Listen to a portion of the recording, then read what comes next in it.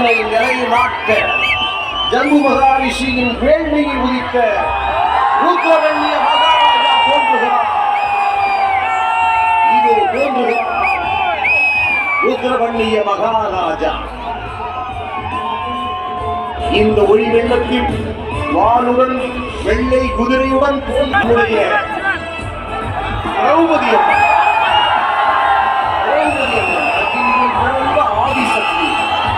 அக்னியில் பிறந்த ஆதிசக்தி, வன்னியுவ சத்திரியனின் தாய் சக்தி. வன்னு ஐயா ஏற்றிய நம் ஈரமான கொடி, பல சமுதாயங்களுக்கு உரிமை பெற்று தந்த கொடி, வன்னிய சங்க கொடி. உலகெங்கும் சொந்தங்களாக நிறைந்து வாழும் வன்னியர்களின் கொடி. உலக வன்னியர்களின் அடையாளமான வீர வடவூர் தியாகி, பெண் தியாகி, நமதின் அடையாளம், வீரத்தின் அடையாளம்.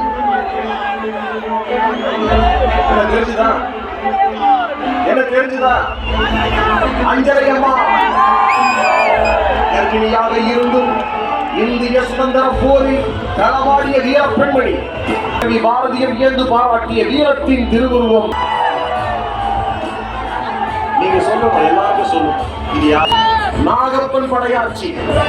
மகாத்மா காந்தியடிகளின் சத்தியாகிரக போராட்டத்தின் முதல் தியாகி இவர். மயிலாடுதுறை மண்ணில் உதித்தவர். ஒவ்வொரு பொதுக்கூட்டத்திலும் இவரது பெயரை காந்தியடிகளையும் பேச வைத்தவர். வேறு யாரும் அல்ல, உழைப்பின் இலக்கணம், ஐயாவின் விசுவாசி. உங்களையும்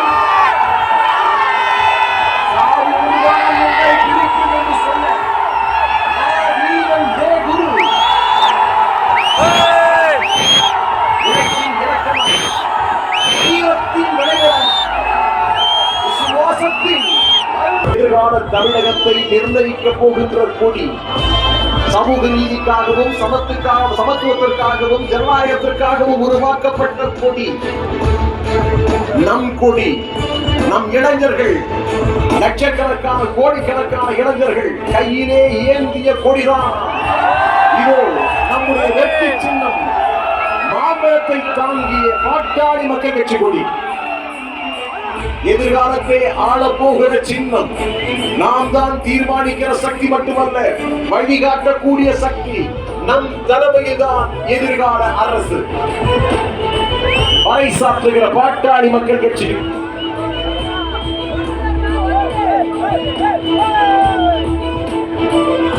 இது நம்முடைய சாதனையின் அடையாளம். சாதனையின் அடையாளம். நம்முடைய குடும்ப நல்வாழ்வுத்துறை அமைச்சராக இருந்தபொழுது உலகமே பேசும் வண்ணம் இவர் செய்த முதல் காரியம்,